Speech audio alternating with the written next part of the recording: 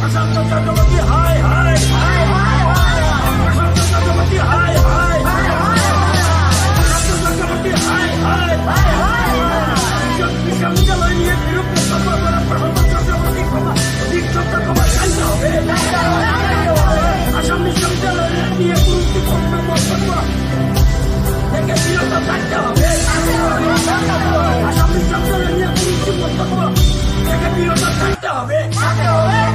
প্রশান্ত চক্রবর্তী হায় হায় প্রশান্ত চক্রবর্তী হায় হায়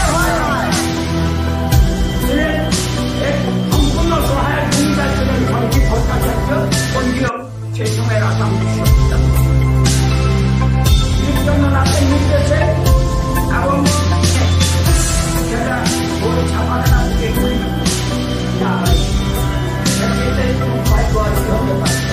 এখন বর্তমান আজকে এখন আমরা তদবির করছি বিশ্ববিদ্যালয় বই প্রকাশ হোক এবং যদি প্রকাশ না হয় তাহলে এভাবে আজকে এই নেতা আজকে সেই বাকি নেতা এসে বলবেন এই কৃতিত্বের দাবিদার আত্মসম আন্দোলন এবং এই না এই সময়ের একটি সাংসদরা যাকে তার কামড় মেরে এই ভিড়ের বিরোধিতা করা জমি না দেওয়া প্রত্যেকটি কাজ যা করতে সুচারুরূপে ওনারা করেছিলেন।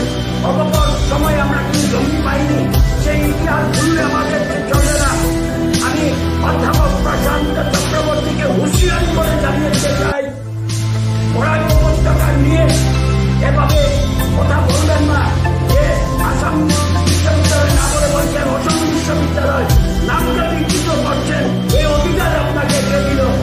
এবং বরাক উপত্যকায় এসে বা আপনি নিঃশব্দে ক্ষমা চাইতে হবে, তাহলে কোনদিন বরাক উপত্যকায় আপনাকে প্রবেশকে বাধা দেওয়া হবে। এবং যারা এনেছেন এরা জাতির শত্রু এবং যারা এই আসাম বিশ্ববিদ্যালয়ের ইতিহাস জানেন না বলে এইসব করছেন। আজকে আমি বলবো এই বিশ্ববিদ্যালয় 1 দশকের বেশি সময়কাল সংগ্রামের ফসল। বরাক উপত্যকার অতন্ত্র প্রহরী হয়ে আমরা বিশ্ববিদ্যালয়ের প্রাপ্তির জন্য সংগ্রাম করেছিল, এটাকে খাটো করে দেখলে চলবে না। এটা বরাক উপত্যকার অভিভক্ত কাছাড় জেলা আজকে বরাক উপত্যকার মানুষ চেয়েছিল বলে বিশ্ববিদ্যালয় হয়েছে। আজকে এটাও ঠিক যে 21শে জুলাই 1986 ঘটনার পর যখন বিশ্ববিদ্যালয় নিয়ে আন্দোলন চলছিল, এরপরে সন্তোষ মন্ডল এই বিশ্ববিদ্যালয়ের পক্ষে এসেছিলেন। তার আগে উনি রাজ্যিক বিশ্ববিদ্যালয়ের পক্ষে ছিলেন।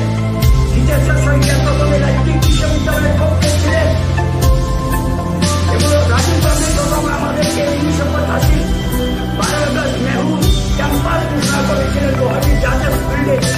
তাই এটা আন্দোলন হয়েছিল বলেই হ্যাঁ সম্পূর্ণ কৃতিত্বের দাবিদার পদভা উপেন্দ্রনাথ ব্রহ্ম ওনার দিকে এগিয়ে না আসলে আজকে বিশ্ববিদ্যালয় বাস্তবায়িত হতো না।